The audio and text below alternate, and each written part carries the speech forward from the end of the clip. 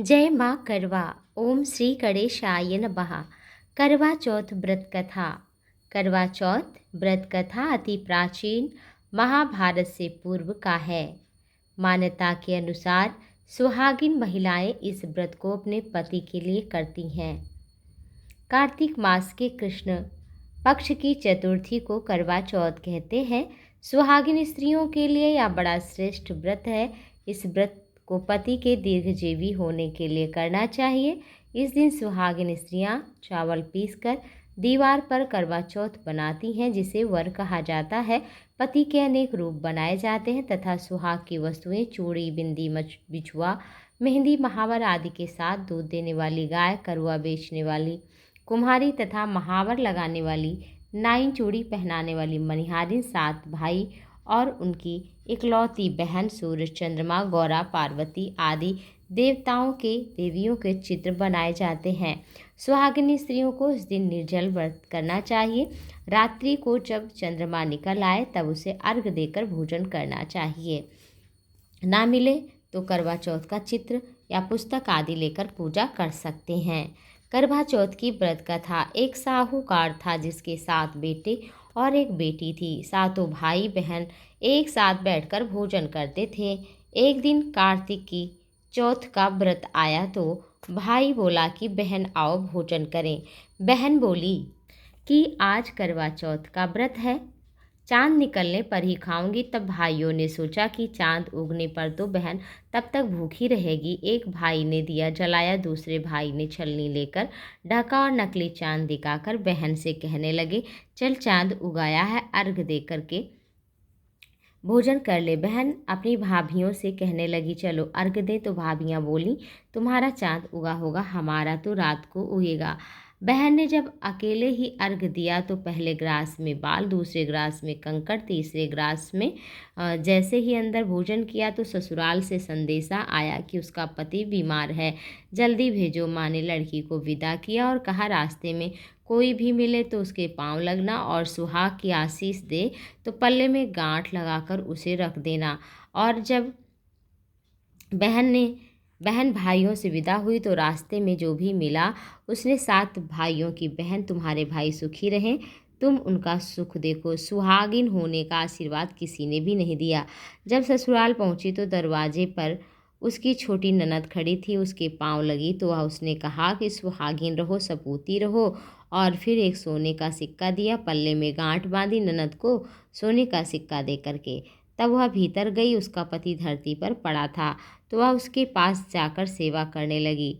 सास ने दासी के हाथ बची कुची रोटी दे करके भेज दिया। इस प्रकार उसका समय व्यतीत होने लगा। मार्गशीर्ष की चौथ आई। माता बोली, करवा ले भाइयों की प्यारी, करवा ले। लेकिन जब करवा चौथ माता दिखाई नहीं दी तो वह आप का बोली कि मुझे आपने उजाड़ा है तो आप मेरा उद्धार करो, आपको मेरा सुहाग देना पड़ेगा।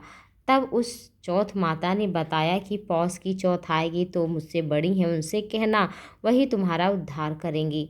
पौष की चौथाई चली गई, माघ की चली गई, फिर फागुन, फिर ज्येष्ठ, बैसाख, चैत्र, बैसाख, ज्येष्ठ, आषाढ़, श्रावण, भादों, सभी की चौथाई यही कहकर चली गई कि आगे वाली से कहना। असोज की चौथाई तो उसने बताया कि कार्तिक चौथ नाराज हैं, उन्हीं ने तुम्हारा सुहाग लिया है, वही वापस कर सकती हैं। वही आएंगी तो पांव पकड़कर विनती करना। जब कार्तिक की चौथ आई तो वह गुस्से में बोली, भाइयों की प्यारी करवा ले, दिन में चांद उगानी करवा ले, व्रत खंडन करने वाली करवा ले, भूखी करवा ले। तो यह सुनकर वह चौथ माता को देखकर उसके पांव पकड़कर गिड़गिड़ाने लगी, हे चौथ माता, मेरा सुहाग आपके हाथों में है, आप मुझे सुहागिन करें। तो माँ बोली, पापिन हत्यारिन, पांव पकड़कर क्यों बैठ गई हो? तो बोली, मुझसे भूल हुई है, मुझे क्षमा करो। तो चौथ माता ने प्रसन्न होकर आंखों से काजल, नाखून से मेहंदी, टीके में से रोली, उंगली से उसके आदमी पर पानी छिड़का तो उठकर बैठ गया। वह बोला, मैं बहुत सोया। वह बोली, क्या सोए, मुझे तो 12 महीने हो गए। अब जाकर चौथ माता ने मेरा सुहाग लौटाया। तब उसने कहा कि जल्दी चलो पूजन करो। जब चौथ की कहानी सुनी, करवा का पूजन किया तो प्रसाद खाकर चौपड़ खेलने लगे पति पत्नी।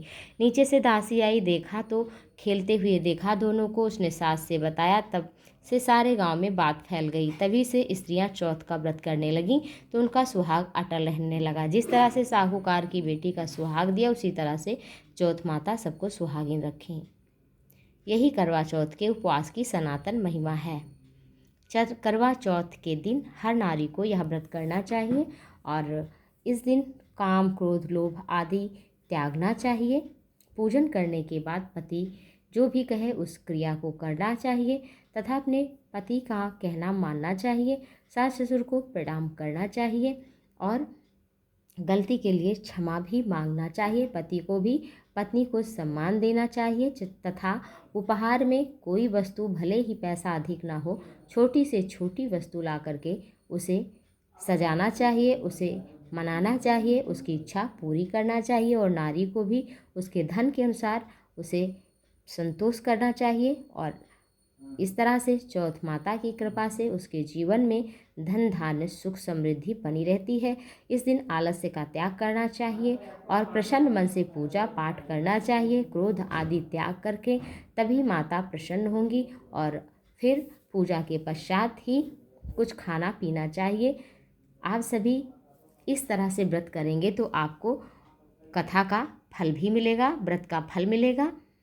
एक कथा ये भी आती है कि एक बड़ी पतिव्रता करवा नाम की स्त्री नदी के किनारे रहती थी। तो उसका पति नदी में स्नान करने के लिए गया। मगरमच्छ ने उसका पाँव पकड़ा तो अपनी पत्नी को करवा कहकर बुला रहा था। उसकी आवाज़ सुन कर के आई और कच्चे धागे में मगरमच्छ को बांध दिया। यमराज के पास वो चली गई और कहा कि हे भगवान, मगरमच्छ ने मेरे पति का पैर पकड़ा है, अपराध में उसे दंड दीजिए। यमराज ने कहा कि उसकी आयु तो अभी शेष है, मैं उसे कैसे मारूं। इस पर करवा ने कहा कि आप नहीं करोगे तो मैं आपको श्राप देकर नष्ट कर दूंगी। और यमराज डर गए। फिर उस पतिव्रता करवा के साथ जाकर मगरमच्छ को यमराज ने यमपुरी भेजा और करवा के पति को दीर्घायु प्रदान की। उस दिन से यह करवा चौथ मनाई जाती है। जैसे करवा माता ने अपने पति की रक्षा की, वैसे सबके पति की रक्षा की। आगे की कथा भी बड़ी सुंदर है। एक ब्राह्मण परिवार में 7 बहुएं थी। छोटी बहू के घर में कोई नहीं था और 6 के घर में तो सभी बड़े अमीर थे। उसके घर से कोई नहीं आता तो वो बहुत दुखी रहती, क्योंकि सास और जेठानी आदि सब बहुत उसे सुनाते थे। वो घर से निकल गई, एक जंगल गई और वहाँ वो रो रही थी। एक नाग बिल से निकल कर आया और उसने सुना तो कहा कि चलो मेरे पास और मैं करवा लेकर के आता हूँ, तुम अभी अपने घर चलो। वो गई और बहुत सा सामान लेकर के गया तो बड़ी प्रसन्न हुई सास। अपने घर लेकर के आया, सास से आज्ञा मांग कर सास ने भेज दिया। तो नाग ने कहा कि देखो यहाँ रहो, कोई कमी नहीं है, लेकिन सामने की नाद न खोलना। तो छोटी बहू सोचती कि क्या है इसमें, और जब उठाकर देखा तो छोटे छोटे सांप के बच्चे इधर उधर भागने लगे। और सारी बात सांप जब आया नाग तो बता दिया, लेकिन वो तो नाराज़ नहीं हुआ, क्षमा कर दिया। और फिर उसने ससुराल जाने के लिए कहा तो बहुत कुछ देकर विदा किया। जिस सांप की पूंछ कटी थी उसे सभी बंडा कहते थे, परेशान करते थे। उसने अपने माँ से पूछा कि कैसे मेरी पूंछ कटी, तो माँ ने कहा कि नांद उठाने से कट गई है। उसे सभी पुचकटा कहते थे तो बड़ा नाराज़ होता था। अपनी माँ से कहा मैं उसे बदला लूँगा। माँ ने बहुत समझाया, नहीं माना। तो फिर एक मौका देख करके वो काटने के लिए सोचने लगा। तभी सास में और बहू में कुछ बहस चल रही थी। तो सास ने कहा कि कैसे मानूं मैं, ये बात सही है। तो उसने कहा मुझे अपने छोटे भाई बंडा से प्यारा कोई नहीं, उसी की कसम खाकर कहती हूँ, मैं उससे इतना प्यार करती हूँ। तो उसने सोचा बंडा ने कि मुझे इतना प्यार करती, मैं इसे काटने के लिए आया हूँ। फिर वो चुपचाप चला गया। और फिर हर वर्ष बंडा अपनी बहन के लिए प्रतिवर्ष करवा चौथ का सामान लेकर के जाता था। और इधर चौथी कथा इस प्रकार है, बहुत ही प्राचीन। अर्जुन तप करने के लिए गए थे। द्रौपदी बड़ी शोक से विह्वल थी, भगवान कृष्ण की आराधना की। कृष्ण भगवान आए और कहा क्या कष्ट है। द्रौपदी ने हाथ जोड़कर कहा प्रभु, मुझे अपने पति से कष्ट है कि वो दुख में है, मुझे इससे कैसे छुटकारा मिले। तो भगवान श्री कृष्ण ने कहा कि यही पार्वती माता ने भगवान शिव से कहा था, तब भगवान शिव ने यही करवा चौथ का व्रत बताया था। और फिर करवा चौथ की जानकारी दी और कहा कि इस दिन व्रत करो। और ऐसा ही व्रत किया तो पांडव विजयी हुए, उन्हें पुत्र पौत्रादि सुख धन धान्य सभी कुछ प्राप्त हुआ। भगवान श्री कृष्ण बोले इस प्रकार सौभाग्य के लिए पुत्र पौत्रादि धन धान की इच्छुक स्त्रियों को इस व्रत को करना चाहिए। इस व्रत में आरती भी ज़रूर करना चाहिए और प्रणाम करना चाहिए। फिर उसके पश्चात व्रत को खोलना चाहिए। आप सभी पर माता करवा की कृपा बनी रहे। धन धान्य सुख शांति की प्राप्ति हो। हर हर हर महादेव।